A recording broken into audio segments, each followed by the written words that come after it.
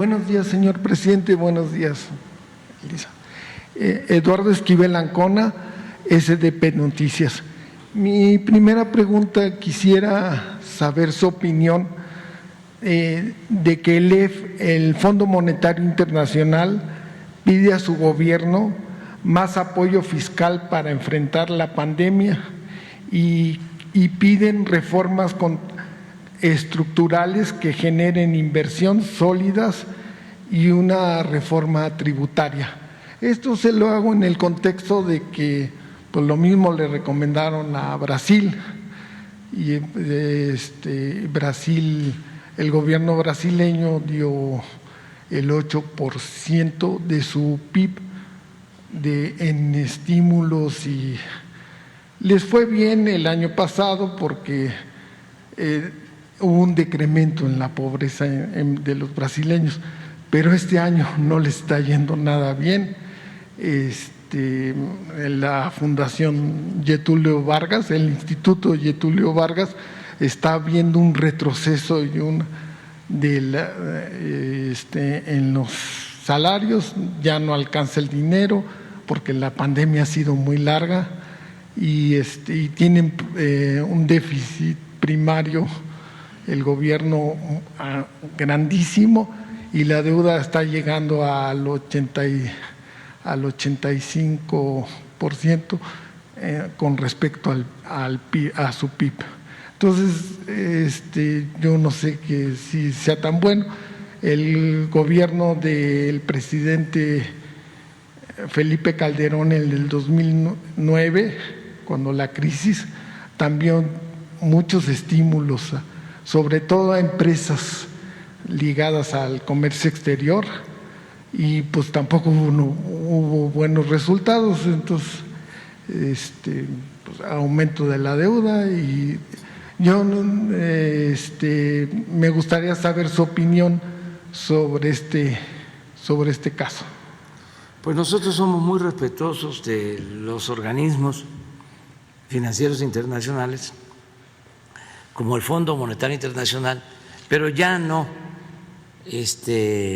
son ellos los que dictan la agenda del Gobierno de México. Durante muchos años ellos eran los que manejaban la política económica. En todo el periodo neoliberal nunca hubo un plan de desarrollo propio. Todo era aplicar las recomendaciones del Fondo Monetario Internacional. Increíble. Todas esas llamadas reformas estructurales se aplicaron en México por recomendación del Fondo Monetario Internacional y de otros organismos del extranjero, y las aplicaron en distintos países y llevaron a la ruina a los países. Fue un rotundo fracaso. Pero lo más increíble es que todavía haya gobiernos que les hagan caso y que ellos también no cambien de actitud, no han asumido la responsabilidad que tuvieron en la reciente crisis en Argentina. Ellos recomendaron que se endeudara el presidente Macri más allá de la capacidad de pago de Argentina. Pues claro que iba a haber crisis en Argentina. Y luego no asumen su responsabilidad. Acaban de haber manifestaciones hace relativamente poco en Colombia, por lo mismo. Porque imagínense, les recomiendan en plena pandemia aumentar impuestos. Y el gobierno de Colombia aplica esas reformas. Se tuvo que ir el secretario de Hacienda de Colombia porque salió la gente a la calle a protestar. Entonces, con todo respeto, esas recomendaciones nosotros no vamos a aplicarlas en México. Nosotros tenemos una política económica distinta. No vamos nosotros a endeudar al país para rescatar, como se ha hecho siempre, a los potentados que cada vez acumulan más riqueza mientras el pueblo se empobrece. Ese es el modelo que recomiendan, ayudar a los de arriba con la idea peregrina, con el sofisma de que si les va bien a los de arriba, les va a ir bien a los de abajo. Si llueve fuerte arriba, gotea abajo, salpica y le llega también a los de abajo. Nosotros no seguimos esa política, no estamos de acuerdo con ese engaño, con esa tomadura de pelo. Nosotros estamos ayudando de abajo hacia arriba para reactivar la economía, para fortalecer el consumo, porque si la gente tiene ingresos, la mayoría de la gente tiene para lo básico y también para no solo lo básico, con eso se ayuda la industria, se ayuda el comercio. Ese es nuestro modelo. Y estamos saliendo adelante de la crisis pronto. Caímos y ya estamos por salir.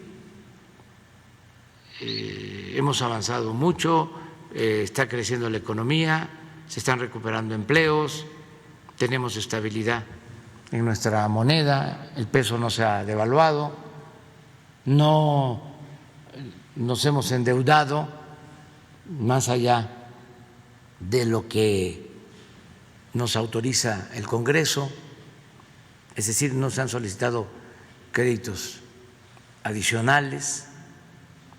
Tú hablas de que el Brasil tiene una deuda, su porcentaje es de más de 80% con relación al PIB.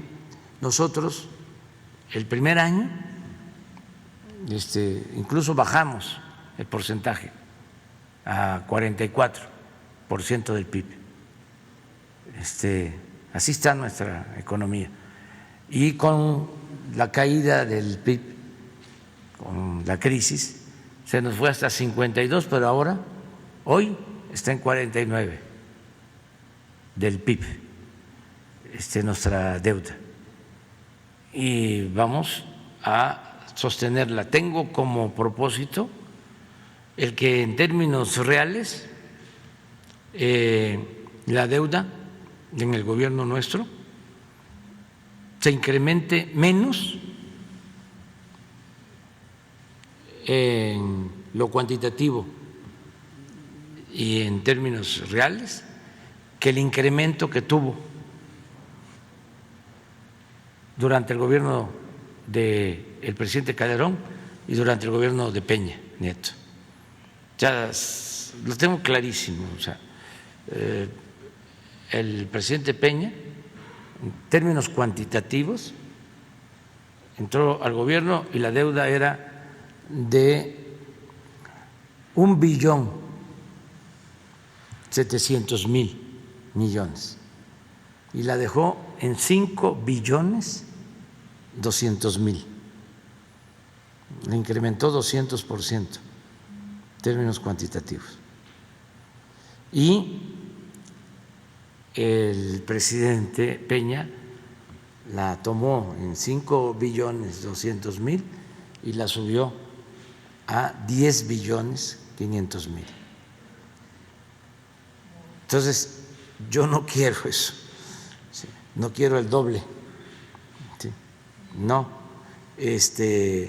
estamos buscando que en términos de PIB, ellos aumentaron la deuda en su sexenio 8 puntos, nosotros vamos a tener un incremento menor que ese. Ese es el planteamiento, menos del 8% del PIB, menos de lo que ellos endeudaron al país, a pesar de la pandemia. Entonces, vamos bien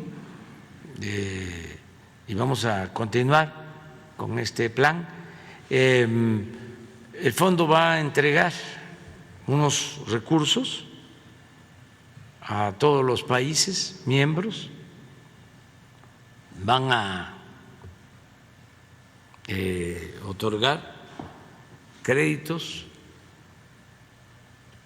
a tasas bajas por 650.000 millones de dólares. En el caso de México le corresponden alrededor de 12.000 millones de dólares. Este es un recurso que va al Banco de México para las reservas. Nosotros podríamos utilizar ese recurso para que no esté solo en reservas, porque han crecido mucho ya las reservas. Además, les pagan muy poco de rendimiento, entonces tienen mucho dinero y reciben muy poco de rendimiento. Entonces, nosotros podríamos utilizar esos recursos para pagar deuda por anticipado. No, para pagar deuda. Eso también lo aclaro, porque nos importa que no nos aumente la deuda, porque aumentar la deuda es aumentar el servicio de la deuda y además es hipotecar el futuro de las nuevas generaciones. Siempre he dicho que las deudas personales se terminan, desaparecen cuando uno se muere. Las deudas de nosotros